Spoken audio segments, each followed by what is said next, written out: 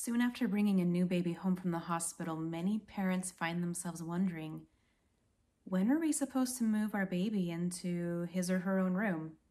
Today we're going to talk all about that, the signs, the age, and tips on how to make it successful. Hello, if you're new here, my name is Valerie. I have 4 children.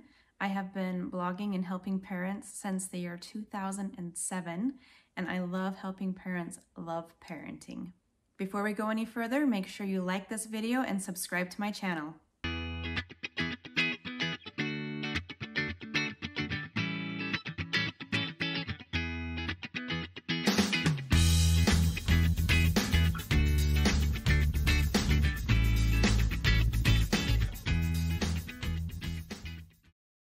First, let's talk about the signs that your baby is ready to move to her own room.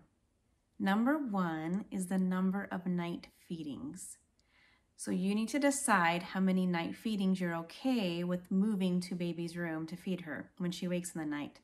That will vary from person to person. Some people may be fine with going to baby's room 3 times a night. Some might want to wait until there are 0 feedings in the night.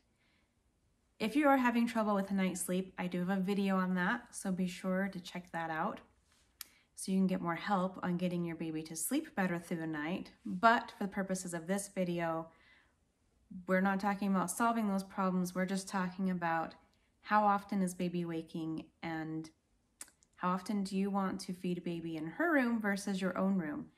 And that will vary on personal preference. It will vary based on what your house layout is. If your baby's room is right next to yours, you won't mind going right next door probably. But if your baby's room is up the stairs, then you may want to wait until baby is feeding 1 time or 0 times. Personally, I liked baby to be waking only 1 or 2 times a night before moving my baby to her own room. The second sign to consider is your baby's mobility. As your baby gets older and is able to roll back and forth, this is a good time to move baby to his own room. So especially if your baby is sleeping in a bassinet, because rolling back and forth in a bassinet isn't always necessarily the safest. Also, as your baby can move back and forth, the risk of SIDS greatly decrease. So that is a much safer time to move your baby to his own room. The third sign in consideration is how comfortable is your baby in your room.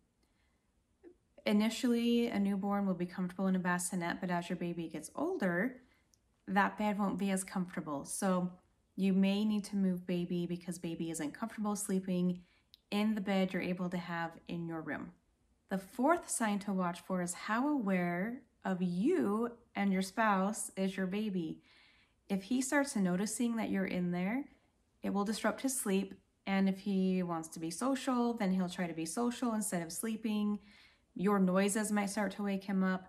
So as he becomes more aware of you, it might be time to start thinking about moving him to his own room. The fifth consideration is just simply talking to your baby's doctor. Whenever you have questions, it's always wise to consult your baby's doctor. Let your baby know what is happening, what isn't happening, and get your baby's doctor's opinion on it. Our sixth sign is age, and that is a big one, so we're going to talk about that in greater length. Age is a really big factor when deciding when to move your baby to her own room. And experts actually greatly disagree on when the best age is. So let's talk about different ages that are recommended, and we'll start with oldest and work our way back. The oldest age is 6 to 12 months old at least. This comes from the American Academy of Pediatrics. They really recommend the same room but separate bed until at least 6 months, ideally 12 months old. The next age is 4 months old. There are many pediatricians who are very prominent and respected who respect but disagree with this recommendation from the American Academy of Pediatrics. They point out the AAP is really aiming for absolutely 0 SIDS deaths, which is something everyone I'm sure likes, that goal. But these doctors point out that babies sleep better, studies show that babies sleep better and for longer stretches if they are in their own room by 4 months old. So a lot of these prominent pediatricians say by 4 months old, have your baby in his own room to get better stretches of sleep for longer stretches at night. And sleep is very important for brain development, so that is a consideration. The next common age recommended is 3 months old. Many experts say that your baby needs to be sleeping where you ultimately want your baby sleeping by 3 months old. So they say if you want your baby to be sleeping in her own room, then that needs to happen by 3 months old. Now, that isn't always true. You can always change things up later, mix things up later. Our son slept, we had like a studio situation for the first year of his life. And so he slept in all sorts of different types of places, types of beds, and was at 3 months old in a very different place than where he ultimately ended up. So don't stress out if you're not in a situation where you can have your baby where you want him to be by 3 months old. That is a recommendation. I'm sharing all the recommendations. So what do I say? I say when you are both ready. I'm a huge proponent for following your own intuition, doing your research, understanding what's recommended, but going with what you feel is best. And I've been very fortunate that my children's doctor absolutely respects my opinion and my intuition and my instincts, and has always been taking my thoughts, feelings, and research into consideration as we've talked about things. So I very much believe in doing what you feel is best. As you decide, review the signs that I shared, think about the ages, and think about your own circumstances. You live in a unique home with a unique house layout. You have your own unique family situation. You have your own unique number of bedrooms available. You may have older children. This may be your first baby. This may be your 10th baby. There are so many different factors to consider when to move your baby that it needs to be individual. There are lots of good information to glean and gain as you consider, but it needs to be individual for you. So what did I do at my house? As I said, with my oldest, we lived in the studio situation. He did not sleep very well until finally around 6 months old, I decided to move him from his pack and play, which is what he had slept in his whole life, which I don't think is very comfortable long term, to a crib in the bathroom. The whole place we lived was one open floor plan. There was no separate bedroom for us or him. So we moved him to the bathroom at 6 months old, which fortunately was large enough to fit a crib.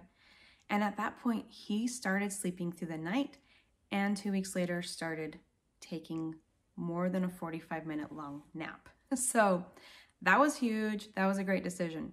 With my second child, we were in a different house, traditional type of home where we had plenty of bedrooms. She had her own room available waiting for her. We brought her home from the hospital. She was in our room with us. After 2 weeks, we moved her to her own room. With my third child, again, exact same house as with my second child.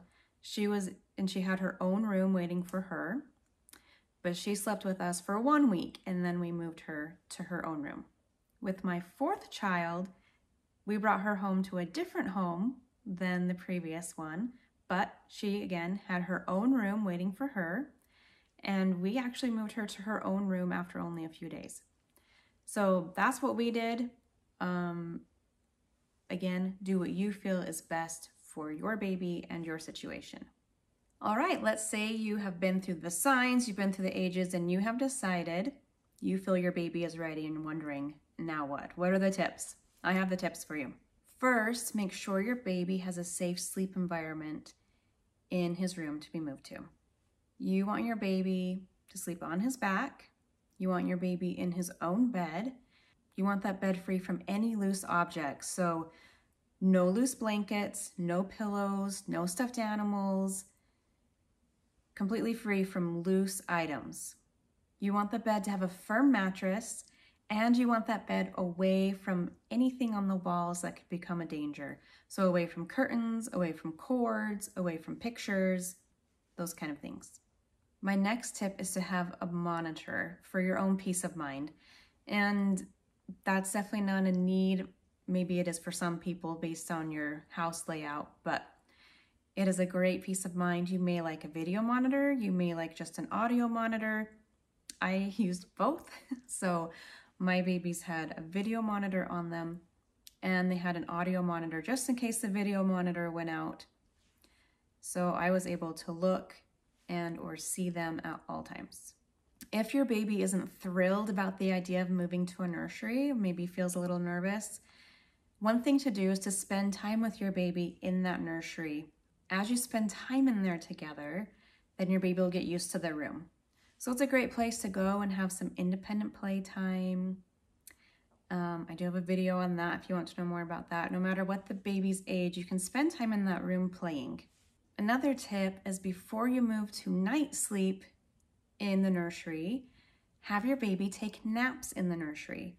That will help your baby get used to that room and feel comfortable in there before moving into the much longer stretch of sleep at night. If you're having nap troubles, be sure to check out my video on short naps. Another tip, if your baby isn't quite feeling very comfortable in the nursery, it may be the crib. The crib may feel too large and scary. If your baby's been sleeping in a small bassinet or a smaller type of bed in your room, then it may just be your baby is uncomfortable moving to this very large bed. So something you can do is move that bassinet or smaller bed into your baby's room. That is, of course, assuming that the smaller bed is still safe for your baby to be sleeping in. And finally, make sure you have a solid sleep routine to indicate it's time for sleep. If you don't have one yet, then before you move your baby into her own room, work on establishing a sleep routine.